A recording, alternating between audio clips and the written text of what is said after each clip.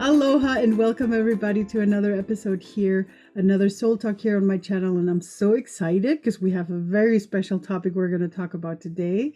But first, I want to introduce to you our guest today, and it's Morgan Rockwell. She's a spiritual coach and a certified Akashic Records practitioner and healer. She currently works in assisting others in mending their broken hearts, bringing more love and joy into their lives so they can create a life aligned with their heart's inner calling. This is so exciting. Hello, Morgan. So nice to have you here. Hello, hello. So good to be here. Thank you. Thank you. That is so amazing. So we already the one topic that I mentioned was the Akashic Records because I believe it's such a wonderful tool. And when you because I for me I had the first how do you say, like, encounter that I had with it was sort of like the shamanic version of the Akashic Records. And then I met Gabrielle Orr. I think she's also very, very known, or at least Mhm. a little bit in the English version, because she wrote a couple of books about the Akashic Records as well. But I mean, there's so many other people also as well. Right. But you're the first one that we're having here on the podcast, which is so exciting. Maybe to get started, how did everything, like, how did you become the spiritual healer that you are today? Well, it really was through my own journey. And so, like anything where we come to assist other people, if it's something we've experienced ourselves and being able to get to the other side is just really profound because we really have this empathetic nature to walk in somebody else's shoes. So, I had a really tricky situation come up in my life. I was living in a foreign country. I was not happy in my marriage. My boys were very little, and I had given birth to them in this foreign country where their father was from. And ultimately, I was ready to resolve this relationship, and I wanted to go home. And I really needed assistance on like how to unravel this, and I could not. I had my intuitive hits about this, and I could not take the advice of friends and family on this one because this was really a big entangled situation. And I turned in. I've always been very intuitive, but I turned inward, and that's when I really deepened my studies and became a practitioner of the Akashic Records. Because, as you had mentioned before, they are such a life tool, and I really needed some place that I could go consistently to get very concise and specific and supportive guidance on how I was going to navigate this really difficult situation. And they became such a blessing because in the end, I was not allowed to leave the country. And so having to kind of restart in a way that I had never imagined I would ever be. And ultimately, it's best for my boys to have connection with their birth country and with their father and their grandmother here. It was never my intention to break all of that up. It was just to go home and be safe, right? And so getting into the practicing in the Akashic Records and becoming kind of in very cultivating my relationship with this is what helped me to move my broken heart and pick up the pieces and move forward and create a really beautiful life regardless of the circumstances. Mm. I love that it helped you so much, because I think there are so many women, and maybe also men in general, where you have that like you said, you move to a different country, and suddenly you have a family, and then but the relationship doesn't work out the way you wanted, and suddenly you're not allowed to, or you can't, of course you can't move. I've actually had a friend of mine who had the problem that she wanted to move away, actually, because that was the Yeah. idea, of do it together with the partner, and then the kids came along, and then the partner decided, no, I just want to stay here. So the whole relationship sort of broke apart, and then she wasn't able to move away, so she had to come to terms with be staying here for the sake of the children, right? And I think that's a decision that a lot of people, or at least couples that separate in different countries, there's so many expats, right, around the world, everywhere. Yeah. Yeah. And so it's just a matter of where are you going to cultivate that feeling of safety and security from? We often equate that with being a home and whatever home looks like, but home is within us. And so that's the one thing that's really connecting to my Akashic records and working in them. I furthered my studies to become a healer from the Akashic records. Was where I could feel at home all the time, no matter where I'm at, and be very present for myself and for my kids. So how is it for you now? Like, are you still in that country? I am. And it's bits and pieces are still unfolding because, I often say like hearts don't break overnight, nor do they repair. And so it's like this very intricate process. As the more I've healed and felt whole and able to, reconnect with my own source of love and all these things, I'm deepening my ability to be here and be present and really find a love for it and exploring different places. I've had this like transitional place where I lived, and I'm wanting to move to a different area that I think is more supportive for me. All in all, it's been really good, and I'm very grateful for the way that it unfolded. And I know that there's sort of like a greater plan here, and I just don't know all of the pieces yet. But I'm really to the place where I have a very curious perspective, and rather than feeling very victimized or very hurt or continuing my suffering, I'm very happy that I get to be just like kind of curious about what's coming up next for me. I love that you're saying that, because I think so many, it's our decision. I feel it's sort of our decision to either, either I'm going to be, like you said, the victim that is going to be suffering of the situation and suffering of having to stay at that place, or actually, embracing it and seeing what it wants to give you. And because this fits to so many different, aspects in our Oh, yeah. lives. I mean, I feel when you were talking about it, for me, it felt like way back when I was still in the corporate world. I remember that I was ready to leave, but something was keeping me, everything else wasn't getting, it was like, it's not ready yet to leave. There's something happening here, and I'm not happy. So why not embrace why I'm here, so that I can, be happy within that. And the funny thing is, when that happened, suddenly everything else opened up, and I was able to, leave in a peaceful way. If I would have left at that moment, it would have been with pain, with, anger, and a lot of, things like that. And I think probably for you, it would have been similar, that now it's a more harmonious way of dealing with everything. Absolutely. And I love that you brought up the point that it was like a similar thing, right? So we all have this journey through our lives where different events contribute to how we give and receive love. And so when we are really suffering or struggling, it does not have to look for you like it looked for me. There might be parts of us back in our 20s that had a moment in time that really suffered as well. And so looking at the sum total of this love journey and how we give and receive love is really important about how we heal. And also, like you did, just allowing the grace of the situation, like knowing there's something there for you, and just sort of being very forgiving about how it's unfolding, even if it doesn't feel nice at the time, because there might be something you're not aware of. And look at the flow you brought into your life because of it. It's very beautiful. Yes, like you. That's, and I think that's how we're here to do that, to show how we went through it, so that everybody else can find a way for themselves as well. How would you say, in what way did the Akashic Records help you through that situation? You said already it made you feel like home, but picture it a little Yeah. bit more for us. So in like a very practical sense, the Akashic records are just this energetic realm of infinite possibilities. And so every deed, action, thought from the inception of our soul is recorded there. And so you can go in and ask in your records guidance in any and all areas of your life. And you can ask for practical steps. It's one thing to get like a psychic reading and have somebody tell you, oh, don't worry, you're going to have your dream job, you're going to live in your dream house, you're going to be married again, you're going to be fine, like 100%. Well, great. How did I get there? And so having the records is really, you can go in and ask your guardians, what is my next step to align me with living on my own? What is my next step to align me for finding my own place here? What is my next step for finding work? What money patterns am I holding on to that is making me feel like I can't financially do this? And how do I heal that? So you can get some really concise information, and those little aligned action steps that feel doable in a very intense situation.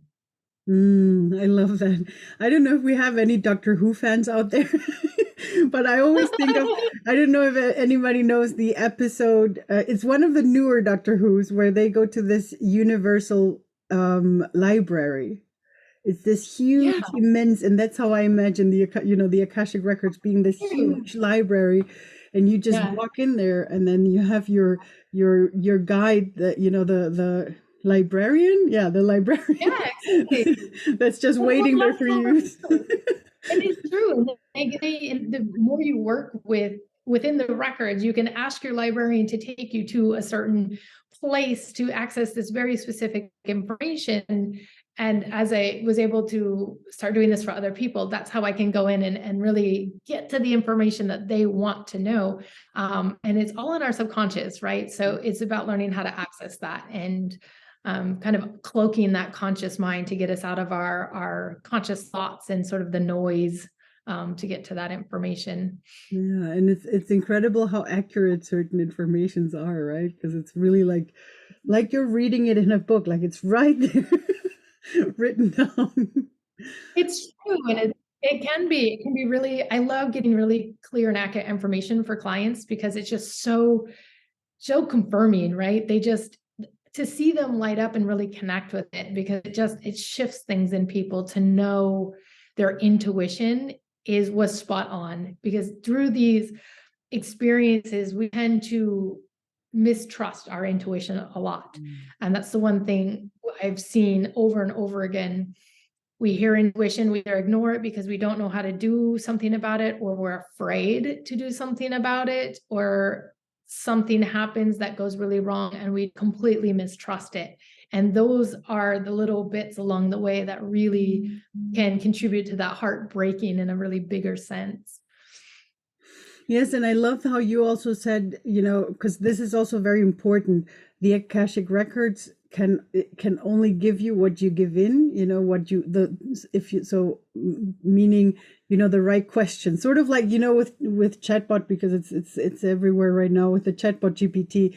You have to ask the right thing and then you will receive the right information for it. So, and I love that you were saying, how can I align with certain things to, for me to happen, like you said, with, for example, if I'm afraid of not having enough money to do the next steps, instead of, how can I create that money? Maybe ask first, why do you not have that alignment with yourself? And then that is so beautiful, because that's how you can actually really dig into, because I feel that sometimes, especially in mindset work, we're so focused on just the solution, which is very good and it's necessary. But sometimes we have a subconscious, how do you call it, like something is the handbrake, is it the Yeah, exactly. and Yeah, the handbrake. yeah, You're precisely right. right, and it just feels like we're not getting anywhere. But if we focus and refocus it and say, okay, it's good to focus on where we want to go, but we also have to check if we have that one pulled up or not.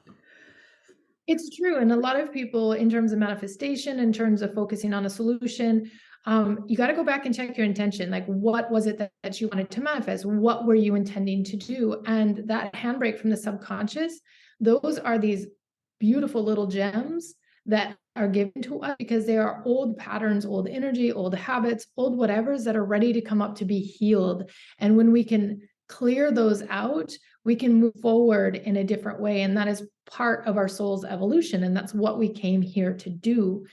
And so it's easy to look at healing and refocusing your mind and moving to a solution-based scenario really quickly, because it seems very easy when we look at it online and we see these manifestation gurus and all of these things. They're just saying, oh, these are your 3 steps and you've got to do it.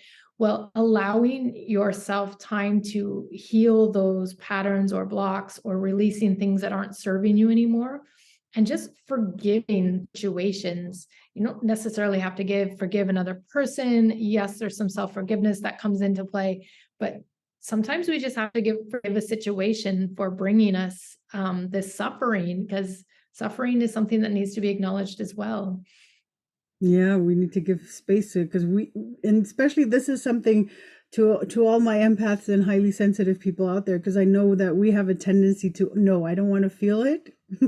So I'm pushing it away. I don't like it, and then it just gets worse. And It's so but true. And I work with a lot of empaths on understanding what is theirs and what is not, and ways that they can protect it and ways that they can process it. Because it gets really overwhelming when we have everybody and their mothers information, feelings, thoughts coming through us, that it's kind of like it's a protection mechanism, just sort of like shove it away, numb it out. I can't, it's too much, it's overload. So being aware that that is you and really understanding some ways to protect yourself and methodology for dealing with that is going to really move your world forward in a different way. do you think everybody can learn to do the Akashic Records? I do. The gal that my teacher is just a wonderful teacher, and she absolutely believes everybody can. And it's for two reasons. One, her methodology is not long and drawn out, and it's quite simple to learn. But two, at this moment in our time and in our universe, the veil is very thin to connect to those the ethos, those other energies. And so really by understanding how to come in and connect, I believe it's possible. And it's like anything, it's you have to cultivate it. It's a practice, it's a spiritual tool, and you have to continue to practice it. And so, you're not going to go out and run in the Olympics straight away. You're going to train to do it. So, and you learning to open your own records, the more you're in there working and working and working, you're going to learn different depths and learn different things. So it's anyone can learn to do it, and then it's their choice on how deep they go with it. Because the next thing I'm thinking, and this is probably where you come in, especially as empaths and highly sensitives, we're so overwhelmed with everyone's energies. And I imagine, because this is something that happened to me, not with the Akashic Records, but with shamanism, and I think it's a similar thing, that once we start learning that, we're still in doubt. Am I seeing the right things? Right. So when you have someone that can actually do it for us, that's even nicer, because it's like, okay, you go check. It's always confirming. And like what I tell most of my clients and people is that if you feel like you're making up, chances are that is your intuition talking to you. And it's just like, it is your mind getting in the way, telling you it is not true or it can't be true.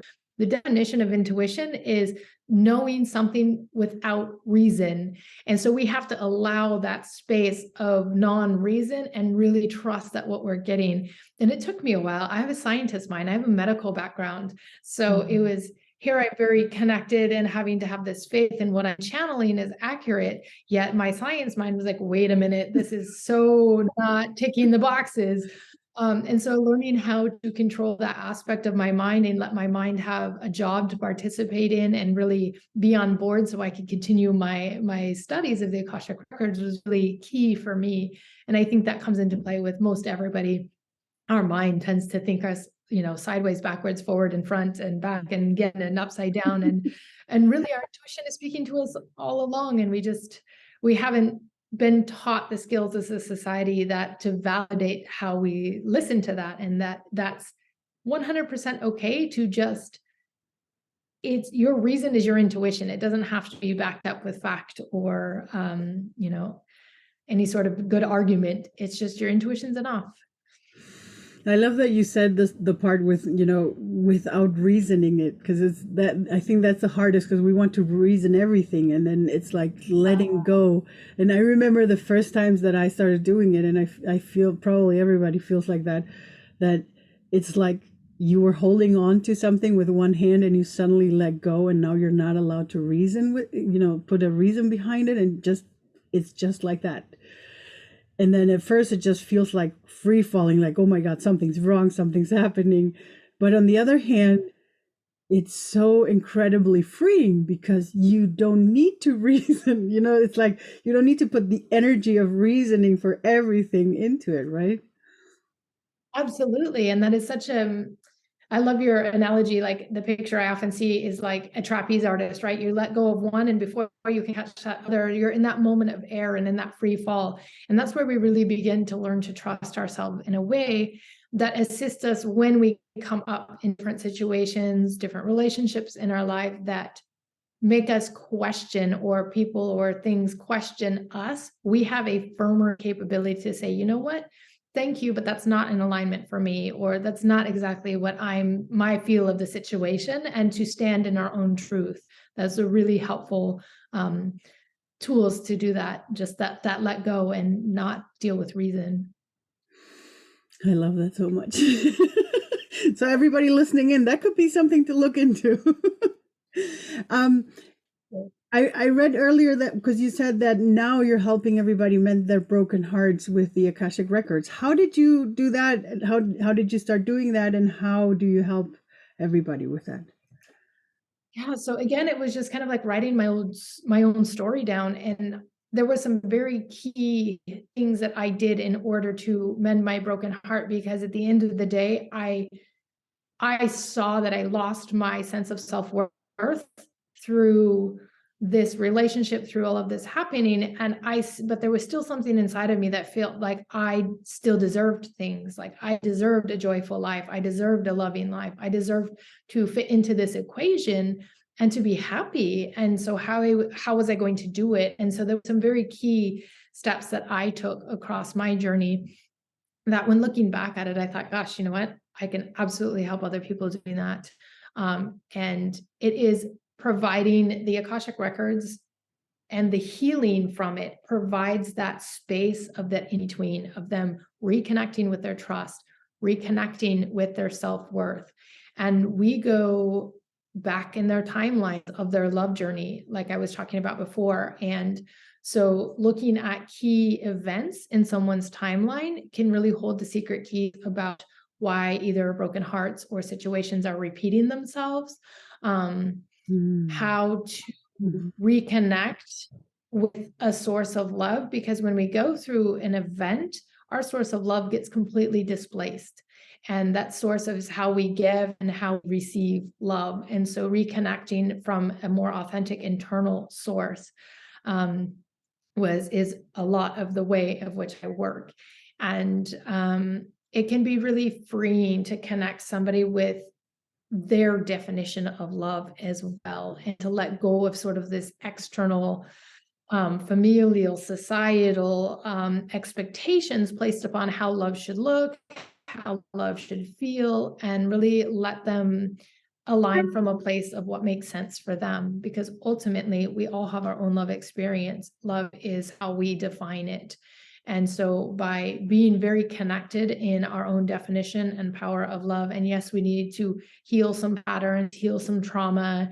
And sometimes that even looks like going back through the ancestral timeline and heal that, because we can carry in trauma that is not ours from our lineage.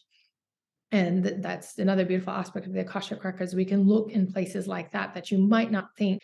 And that really helps somebody to become whole again, to bring in all of those aspects of us that were sort of scattered about time through these events that broke our hearts, and to reconnect from that source of love. I love that you're mentioning this, because I think especially how we think about love is so huge and different for everybody, but also a huge deal with how we create our love relationships, right? I mean, we have so much. When I think about the romantic way that Hollywood sells us love, when we look at that part, I mean, that has been around maybe 150 years. Like if you look at the history of humanity, we haven't had this kind of romantic love for very long. I mean, it's been maybe 150 or 200 years. Before that, there was not, there wasn't that idea of the romantic kind of love in relationships. I think there was this kind of idea of love from, within your family and why you would do that, but not in the way we're having it there. But we're still so governed by it right now, right? In our general in our society nowadays, we're so governed by it somehow. And then you have all those divorce, the divorce numbers going up in the last couple of years as well. So there's a huge amount of weird ideas that we have about how love should be. Yeah, I like to call that love conditioning. And you're absolutely right. Like, I love some of the newer trends. I have 2 little boys, and so we watch a lot of kid movies when we have, movie time. And I love that there's a trend of movies that are outside of the like Disney era I grew up with, where there's the princess and the prince. It starts at a really young age is the point, and it really conditions us to have these false expectations around love. And unfortunately, it continues up into, rom-coms on Netflix that still have these sort of unrealistic expectations or models of how love is. And I think that can really mess with us, even in our subconscious point of view, and from a place that we might not be aware of how it's affecting our relationships. And in our current time, there are more and more people that are wanting authenticity and connection and heart-led things. These are a lot of words you see putting around people's business and their intentions for manifesting partners and people and lives. And so it is about breaking away from that love conditioning and allowing yourself to come up with that that definition of love and what it looks like for you. Yeah. How do yeah, because it brings up too much expectations as well to the partner that I'm choosing, right? On top of everything as well. So I'm expecting Yeah, of the partner, but I'm also expecting exactly. of myself too much that I probably can't even deliver.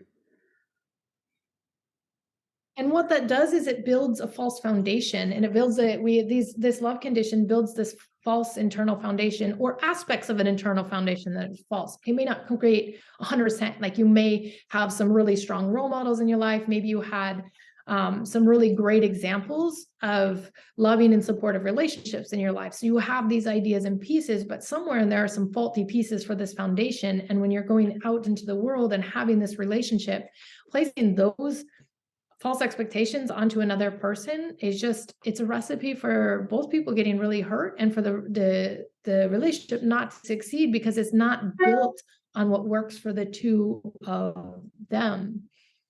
What would you suggest our listeners to do to counteract that?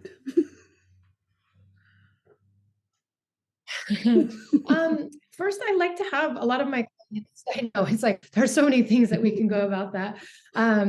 Really check in, and like, I have my people do a lot of writing, and that doesn't work for everybody, but you can do a lot of free writing. And I have them do typically 2 styles. Like, one, kind of get clear on your values and your ideas around love, and without judgment. Like, no one's going to see it, no one's going to hear it. This is something that you can really start to get outside of your own mind with, about what does an ideal supportive, loving relationship with yourself look like for you? What does it look like within another person? What does it look like in a place that you live? And so we really start to look at being in relationship, not a relationship, but be in a relationship with love. And it always starts within us. Like, where is our internal source of love coming from? Do we have hope remaining? Do we have faith remaining? Has that been disconnected? If so, what happened around that? Where can I go back and find that? And so it's really about starting with this internal source and working out from there to see maybe some of these fragmented pieces. And you're going to come up with some key stories in your timeline. And when I was doing this for myself, I came up with like 4 key stories. One of them's a divorce, one of them's a breakup, one of them had to do with a health crisis, and one of them had to do with, like, you had this situation around a job, right? So they don't necessarily have to be within another person. And I found that I still had some like unresolved feelings about some of these stories, and they weren't about the other people or the situation. There were still aspects of me that felt like they didn't get something out of that. And I was really curious about why that was. And so the second type of journaling you can do is just I call it uncensored journaling. And there's a very colorful name for it, which we won't use here. but we call it the MF journal for the short. And you don't have to be nice. You don't have to be politically correct. And it's no one's going to see it. And it's a place for you to get out some of those bottled up feelings you may or may not know you still have about these situations that have contributed to how you give and receive love. And I love that. I actually use a similar technique with my clients as well, because it just it helps you get clear for yourself, just like just uncensored, getting everything out there, and then you just let it out, and suddenly you're like, oh my god, really, do I think that way? And then you start to realize certain things that are somewhere in your background, and that's actually how you tap into your subconscious as well, right?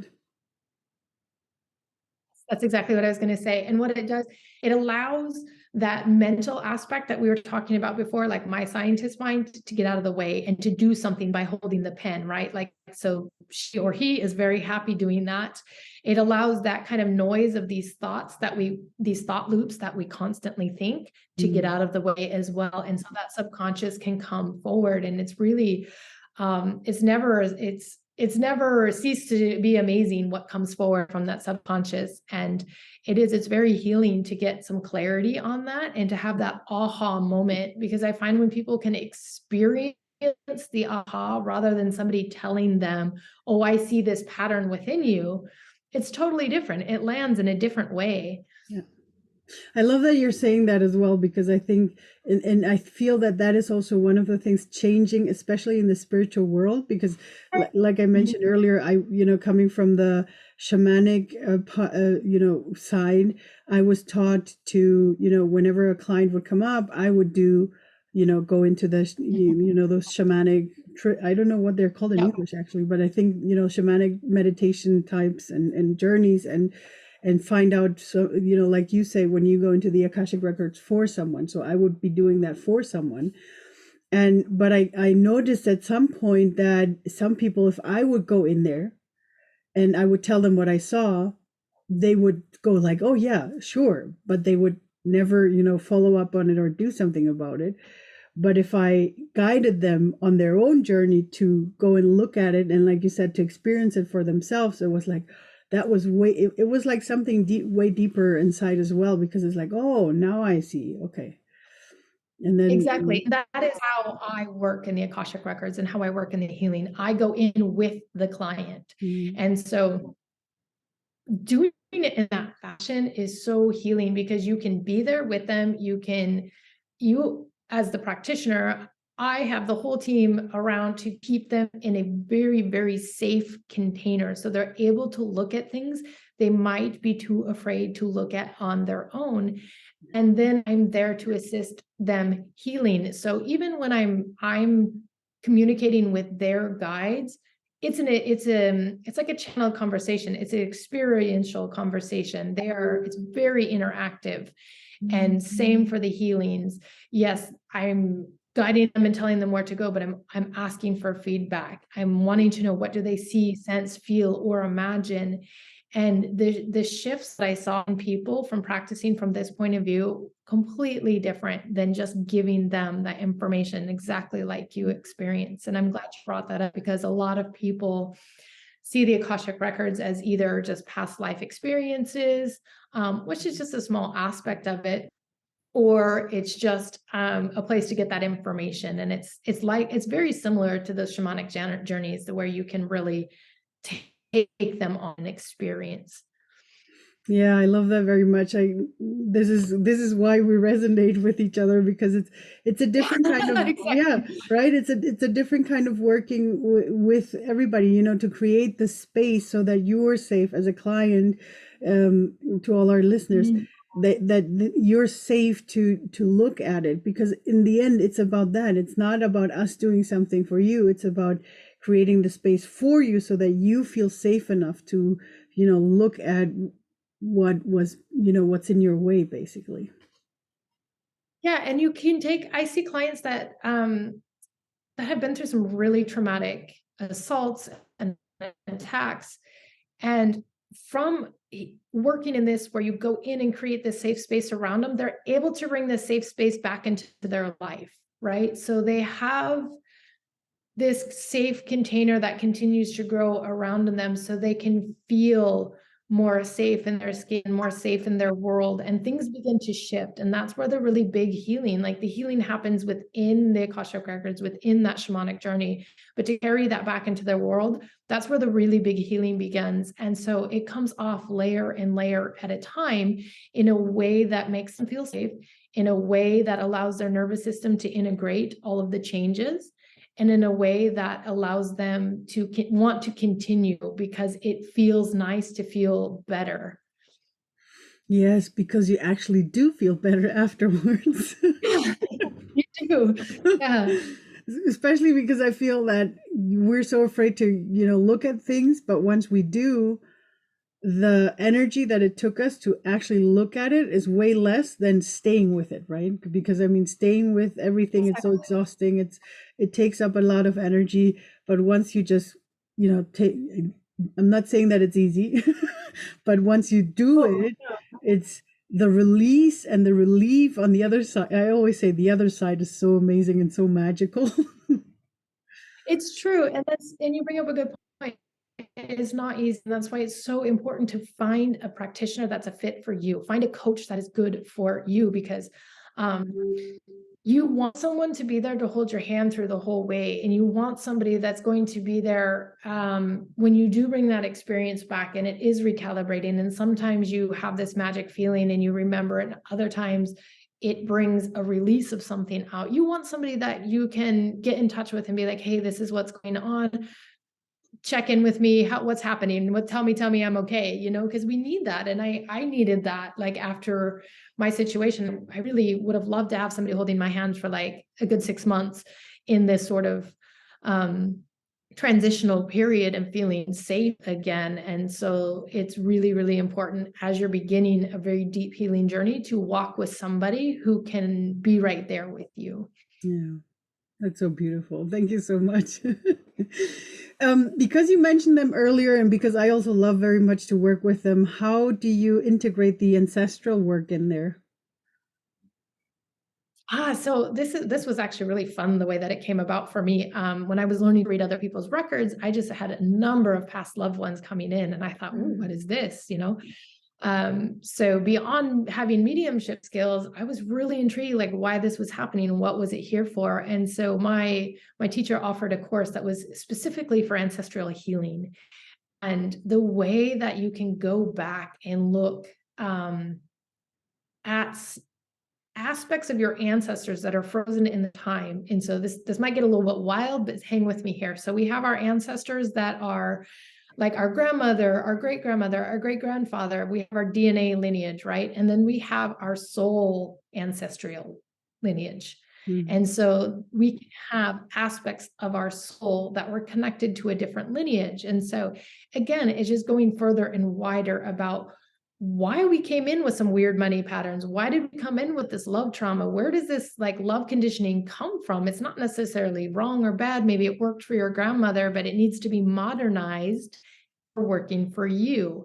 And so by having the ability to go back and see what occurred and what is ready to be healed and modernized and how that it can move forward, it affects your DNA, the DNA going back, and the DNA going forward. You release these traumas and these toxins on an actual cellular level. So I think about it in terms, all of the things that I'm doing, it's affecting my children in a very positive way. They aren't going to be carrying this burden and baggage.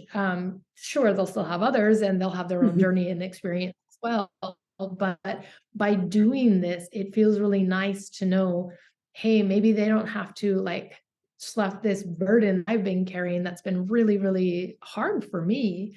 And so being able to do that with clients around love is really special, especially in the fact that you mentioned we've only had this notion of romantic love recently. It's not a forever concept. And so going back to see where this forever love was born from, and the kind of going back and looking at what maybe has left us some conditioning or things around it that needs to be cleaned up, is a really fun way to do it too. I love that so much. A shout out to all the ancestors out there, and why I believe everybody should do ancestral work in general. Just, get started with that first, and then you can do everything else, because I feel that it releases so much in your own system. Like you said, it's not just, the physical ancestors. There's so much more ancestral energy that we probably don't even understand the way, with our minds on this plane. But they are so important, and they're so beautiful, hanging out around us, and helping us, supporting us with They everything, are. right? And they're really here right now. Like in the same sense that I was talking about, the veil is very thin. Our ancestors are showing up more and more to try and support us through some of these big transitions that's happening from kind of like a universal perspective.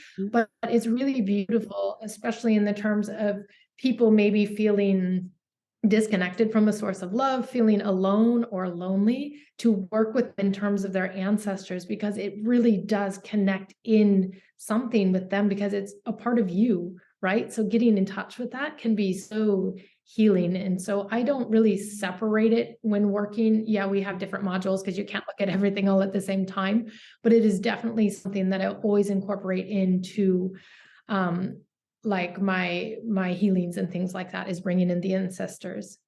I love that so much.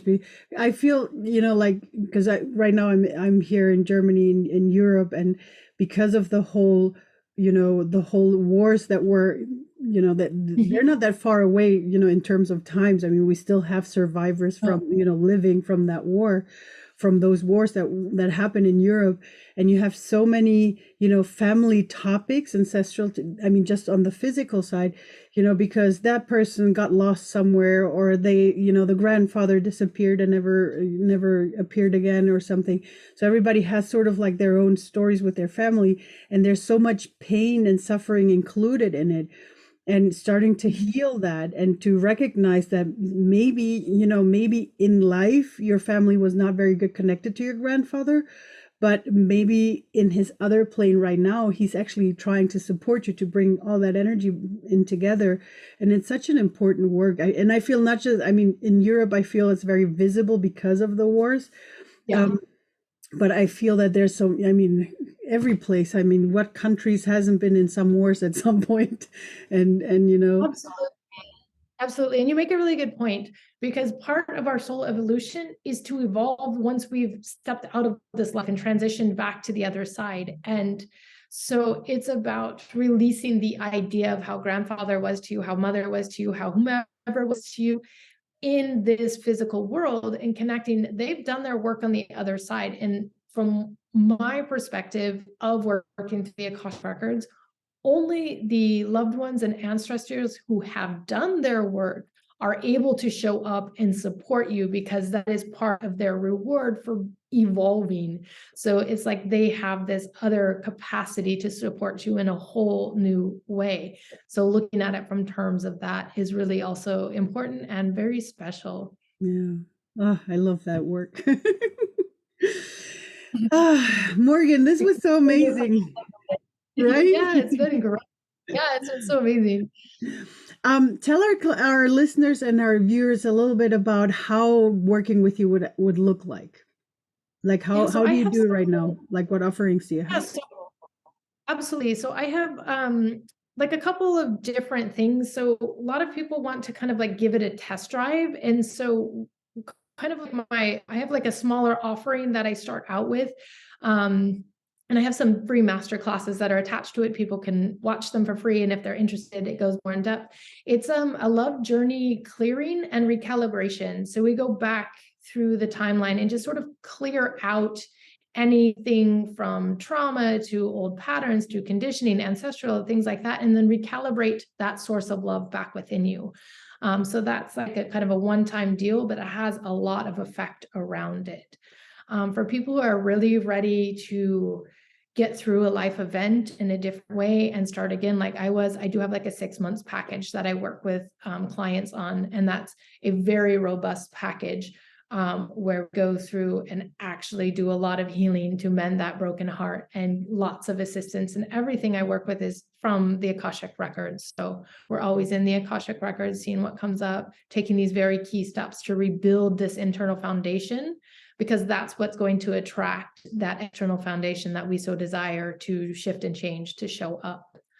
I love that so much. So everybody listening in or viewing, we'll put all the links below so that you can find Morgan and see if, if you resonate with her, with what we were talking about today.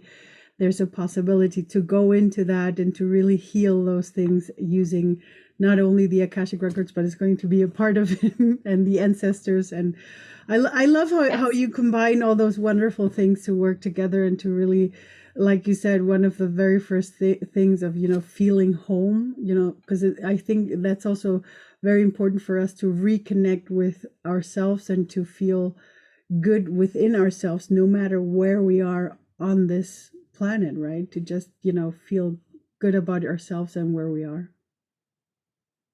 Absolutely. It's key to our survival. We're all worthy and we all deserve to give and receive love. And so to have that connection within us is so beautiful. Thank you so much. Do you have like one last words that you'd like to give our audience or listeners for this episode? Yes, I always end on this note, that there's always hope. And no matter what life event you've been through, no matter how much you're suffering, please know hope is out there. Have faith. There is healing. Things will change and you will feel love again. I love that so much. I'm not going to add anything more to that. It's so beautiful. Morgan, thank you so much for being part of the podcast and recording this episode with me. It was so wonderful to have you. Thank you so much for having me. I just super enjoyed being here. Thank you. And to all our listeners and viewers, thank you too for listening in. I hope you liked our episode today. And as always, keep surfing your energy wave. Bye, everybody.